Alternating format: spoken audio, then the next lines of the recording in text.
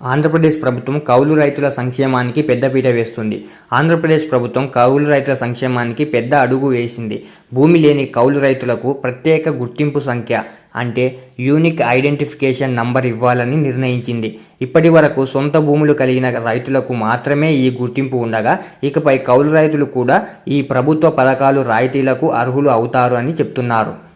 అంటే ఈ unique number ద్వారా కౌలు రైతులు కూడా రైతులకు అందే సంక్షేమ పథకాలను అందుకోవచ్చు అని ప్రభుత్వం చెప్తుంది.